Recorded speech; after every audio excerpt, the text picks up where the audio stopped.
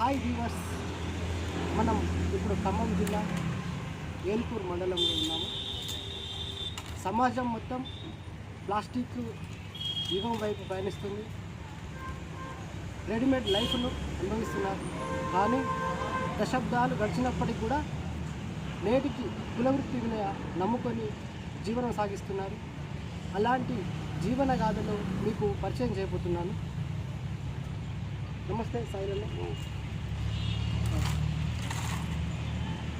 ఈ వెదురు బొంగులు మీరు ఎలా తయారు చేస్తారు?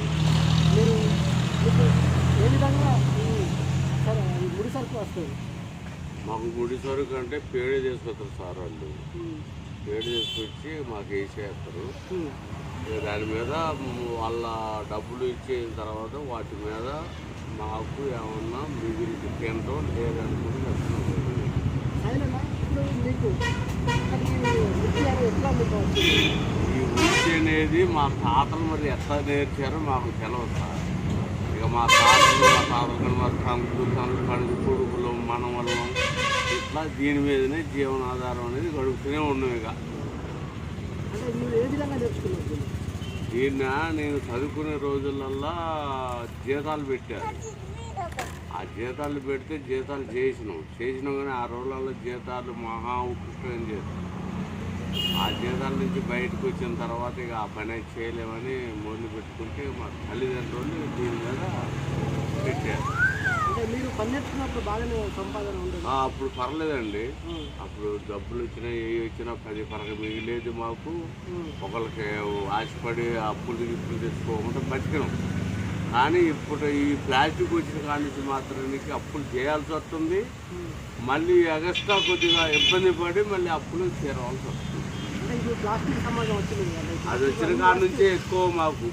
ఆ ప్లాస్టిక్ వచ్చిన కాడి నుంచే మాకు భారం ఎక్కువ అయిపోతుంది. మనం ఏరే పని అంటే అది కొంచెం పని అది చేయలేమనిపిస్తుంది మాకు. దాని గురించే మాకు ఇక వెళ్ళినాయి.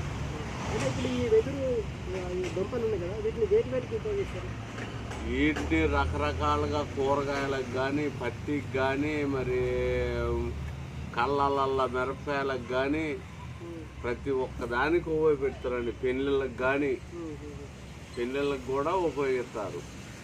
ఏది బియ్యం వడేసుకోవటానికి.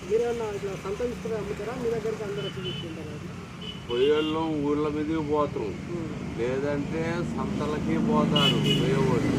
ఇప్పుడు ఆ సంతలలో కూడా పోవట్లే. ఎందుకంటే ఈ పేడు ఖరీదు ఎక్కువైపోయింది, పురుగులు తక్కువైంది. ఒక 2 అవితే పొట్టెలదా అన్నట్టుగా ఇంటికన్నీ ఎక్కువ ఇసురుడు కలిగేటట్టు లేదు జనం.